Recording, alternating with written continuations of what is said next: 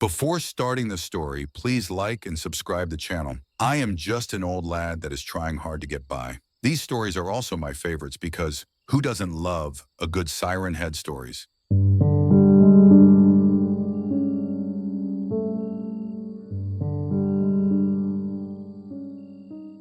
I've always loved the serenity of the wilderness. Growing up in a bustling city, I longed for the quiet and solace that only nature could provide. This particular trip was supposed to be no different, but it turned out to be an encounter that still haunts me to this day.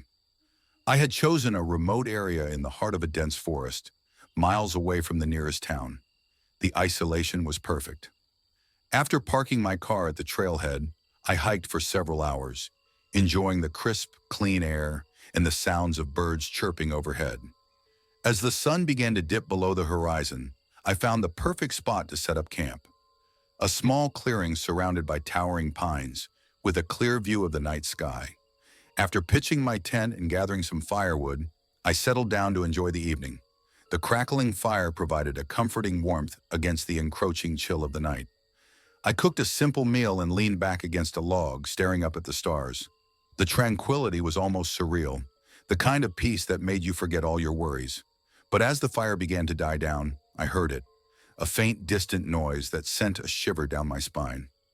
It was a sound unlike any I had heard before, a low, haunting hum that seemed to resonate through the trees. I brushed it off as the wind playing tricks on my ears, but the feeling of unease lingered. I crawled into my tent, zipped up the flap, and tried to get some sleep.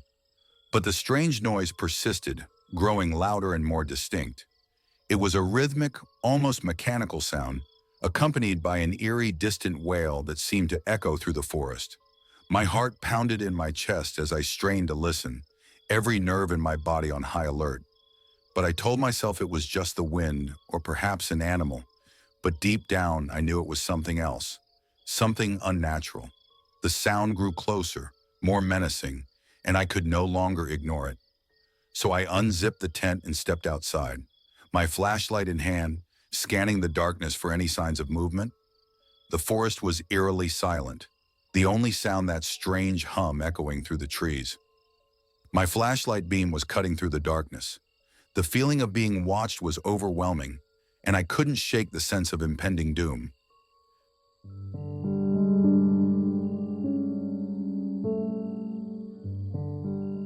Then I saw it, a tall, shadowy figure standing just beyond the reach of my flashlight. It was unlike anything I had ever seen, towering at least 30 feet tall, with long, gangly limbs and a grotesque skeletal frame. But the most nightmarish was the head. It is an amalgamation of old rusted sirens, the source of that haunting noise that had been growing louder and more insistent. My blood ran cold as the creature took a step towards me, its sirens blaring a deafening, discordant wail. I was paralyzed with fear, unable to move or even scream. The creature's eyes, if it had any, seemed to bore into my soul, and I knew in that moment that I was facing something beyond comprehension. I don't remember how long I stood there, rooted to the spot, before my survival instincts kicked in, and I turned and ran. My heart was pounding in my ears, the creature's wail echoing behind me. I didn't stop to grab my gear or look back. I just ran, crashing through the underbrush, desperate to put as much distance between myself and that monstrosity as possible. I don't know how long I ran, the adrenaline coursing through my veins, blurring my sense of time and space. Branches clawed at my face and arms, the underbrush snagging my clothes, but I didn't care. The only thing that mattered was putting distance between me and that thing. The forest was a labyrinth of shadows, and the creature's wail echoed through the trees, making it impossible to pinpoint its location. Every few moments I would hear the sirens blare, their deafening noise making me flinch and stumble. I could almost feel the creature's presence, an oppressive weight pressing down on me, urging me to keep running, to never stop. I veered off the trail, hoping the dense forest would slow it down. My lungs burned and my legs were aching, but the fear driving me forward was relentless. At some point I stumbled and fell, rolling down a small incline and landing in a shallow creek. The cold water shocked me back to my senses, and I scrambled to my feet, looking around frantically. For a moment there was silence. The only sound was the gentle babble of the creek and my own ragged breathing. I strained to listen, hoping against hope that I had somehow lost it. But then through the darkness, I saw a faint glow, red eyes gleaming in the distance. The siren call started again, low and menacing, growing louder with each passing second.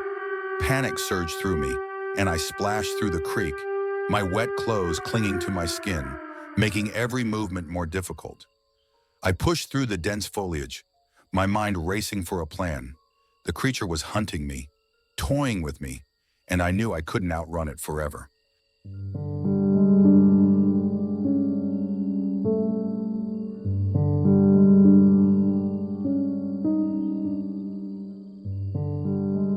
I needed to find a place to hide, to regroup and figure out my next move. As I stumbled through the forest, I spotted a large, hollowed-out tree. It was my only chance. I squeezed inside, trying to control my breathing, my heart hammering in my chest. The sirens grew louder, the creature drawing closer. I could hear the heavy, deliberate footsteps, the rustle of leaves and snapping of branches as it moved through the forest. I pressed myself deeper into the hollow, praying it wouldn't find me. The sirens were deafening now, reverberating through my skull, making it hard to think. I clamped my hands over my ears, trying to block out the sound. The ground shook with each step the creature took, and I could see its shadow pass by the entrance of my hiding spot. Time seemed to stretch endlessly as I cowered in the tree, the noise and vibrations overwhelming my senses. The creature lingered outside, its presence a suffocating force. I held my breath, every muscle tensed, waiting for the inevitable moment when it would discover me. But then, just as suddenly as it had appeared, the noise began to fade. The sirens grew distant, the footsteps receding into the forest. I didn't dare move, not yet. I waited, straining to hear any sign of its return. Minutes felt like hours, but eventually the forest was silent once more. Cautiously, I peeked out of the hollow. The night was still and quiet, the moon casting a pale light through the trees. I stepped out, my legs trembling, every sense on high alert. I couldn't stay here. The creature might come back. I moved cautiously, every snap of a twig making my heart race. The forest seemed to stretch on forever, an endless maze of darkness. I stumbled upon a small path and followed it, hoping it would lead me to civilization. My thoughts raced, trying to make sense of what I had seen. That thing, with its grotesque, siren-like head and skeletal frame, was unlike anything I could have imagined. Hours passed, and exhaustion weighed heavily on me. I couldn't stop, couldn't rest. The fear of the creature finding me kept me moving, even as my body begged for a break. I started to see the faintest hints of dawn on the horizon, the sky lightening ever so slightly. Maybe, just maybe, I would make it out of this nightmare. Suddenly, the sirens blared again, much closer this time. I froze, terror gripping me. It had found me. I turned and saw it emerging from the trees, its ghastly form illuminated by the early morning light. There was no time to think, only to act. I ran, pushing my body to its limits, the creature's wail echoing behind me. My legs felt like lead, every step a struggle. The forest blurred around me as I ran, my only focus on survival. The creature's wail was relentless, its pursuit unyielding. I could feel its presence bearing down on me, an inescapable force of terror. Desperation fueled my movements, but I knew I couldn't keep this pace forever. Through the trees, I spotted a glimmer of hope, a small cabin nestled in a clearing. It looked abandoned, but it was my only chance. With the last of my strength, I sprinted towards it, praying the door would be unlocked. I reached the porch, my hands shaking as I grasped the doorknob and twisted. Mercifully, it gave way, and I stumbled inside, slamming the door behind me. The cabin was dark and musty, the air thick with the scent of decay. I quickly scanned the room, searching for anything I could use to barricade the door. An old heavy dresser stood against the wall, and I heaved it over, my muscles burning with the effort. The sirens outside grew louder, the creature closing in. I pushed the dresser in front of the door, my breathing ragged and shallow. I backed away, my eyes darting around the room. The cabin was small, with a single room and a loft above. There was a narrow staircase leading up, and I climbed it, hoping to find a place to hide. The loft was empty, save for a dusty mattress and a few broken chairs. I crawled to the far corner, my back against the wall, and waited. The sirens were deafening now, the creature right outside the cabin. I could hear its heavy footsteps on the porch, the wood creaking under its weight. My heart pounded in my chest, the fear nearly overwhelming. I clamped my hands over my mouth, trying to stifle my breathing. The creature's shadow loomed through the cracks in the door, a monstrous silhouette. It began to pound on the door, each blow reverberating through the cabin. The dresser shook with the force, the wood splintering. I squeezed my eyes shut, willing myself to disappear. The door burst open with a final thunderous crash, and the creature entered, its sirens blaring. I could see it from my hiding spot, its grotesque form moving through the cabin, searching. It was even more horrifying up close, its skeletal frame towering over the room. The sirens on its head rotated, scanning the area, their wail a nightmarish cacophony. It moved with a deliberate, menacing grace, each step echoing in the confined space. As I held my breath, praying it wouldn't find me, the creature seemed to hesitate, its sirens turning towards the loft. My heart skipped a beat as it began to climb the narrow staircase, the wood groaning under its weight. I pressed myself into the corner, every muscle tensed, ready to flee if it discovered me. But just as it reached the top, there was a loud crack, and the staircase gave way. The creature crashed to the floor below, the impact shaking the entire cabin. I took the opportunity to scramble down, careful to avoid the broken steps. The creature was dazed, struggling to get up, and I knew this was my only chance. I bolted for the door, leaping over the debris, my eyes fixed on the exit.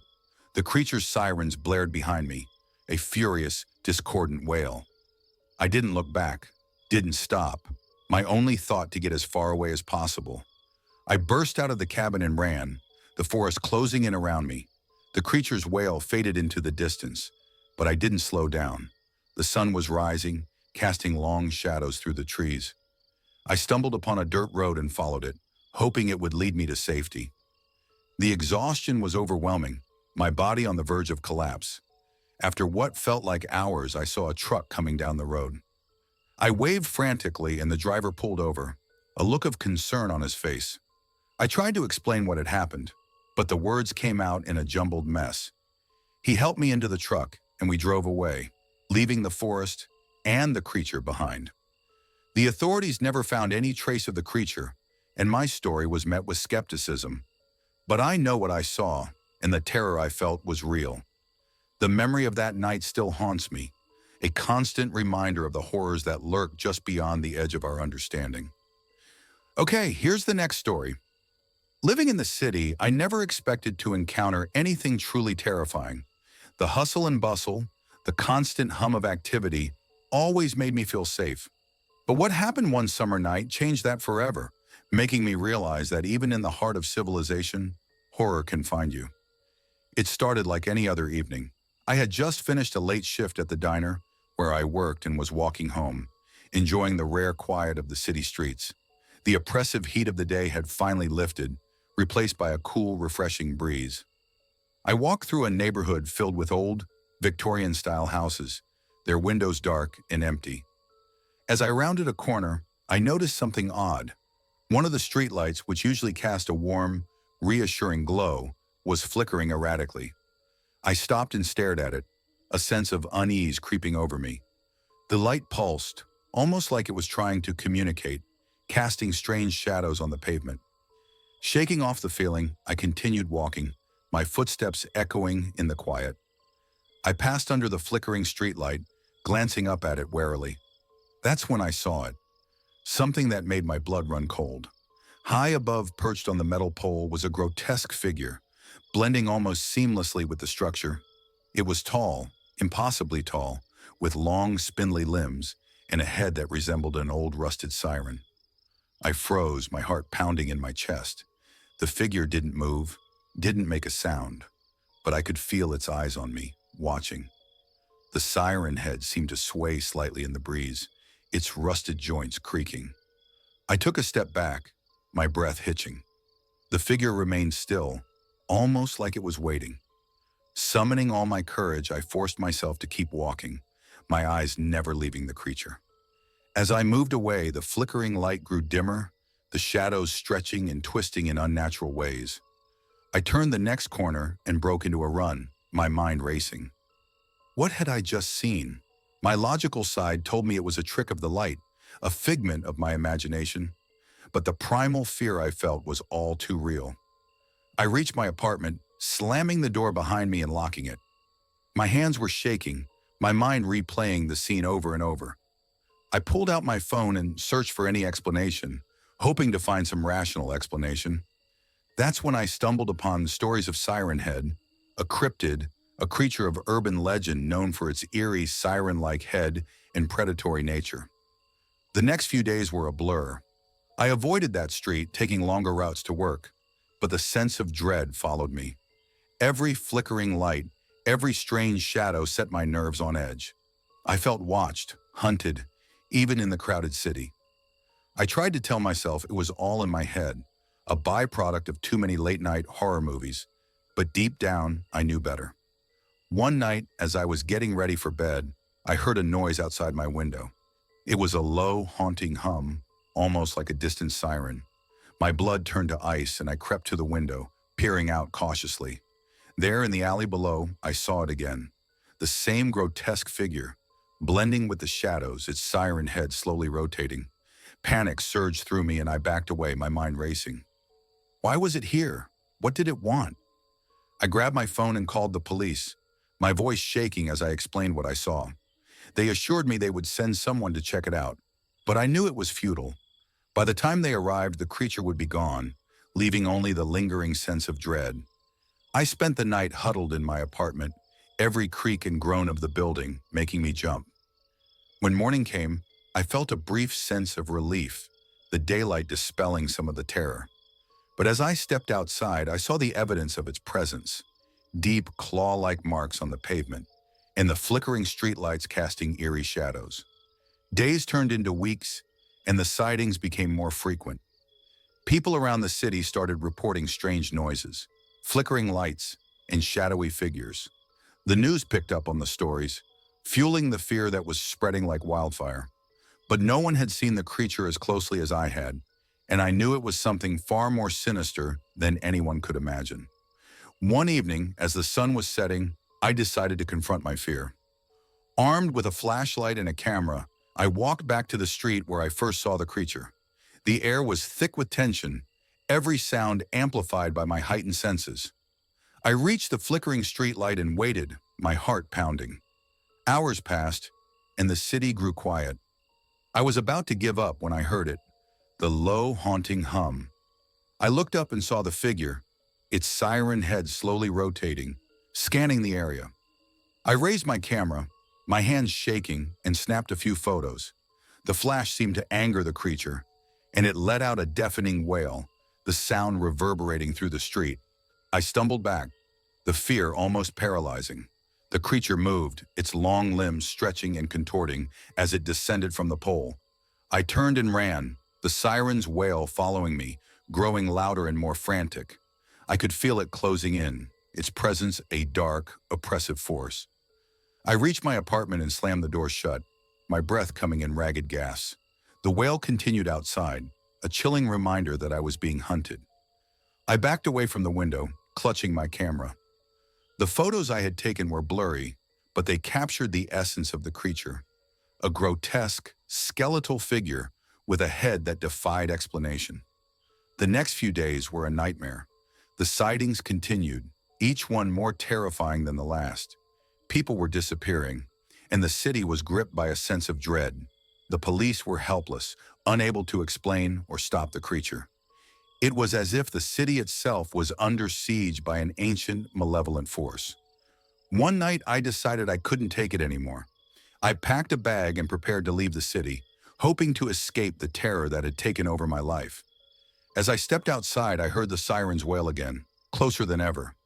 I turned and saw the creature at the end of the street, its eyes fixed on me. I ran, my mind a blur of fear and desperation. The creature followed, its wail echoing through the empty streets. I reached the edge of the city and saw a police car parked nearby. I waved frantically and the officer got out, his eyes widening in horror as he saw the creature. He pulled me into the car and we sped away, the siren's wail fading into the distance. As we drove, he explained that the creature had been terrorizing the city for weeks, its appearances becoming more frequent and violent. They had no idea what it was or how to stop it. We drove for hours, leaving the city far behind. The officer dropped me off at a small town, giving me his card and telling me to stay safe. I thanked him and watched as he drove away, the weight of the past weeks finally crashing down on me. In the days that followed, I tried to rebuild my life. The small town was quiet and peaceful, a stark contrast to the terror I had experienced. But the memory of the creature, of Siren Head, still haunted me. I couldn't shake the feeling that it was still out there, watching, waiting,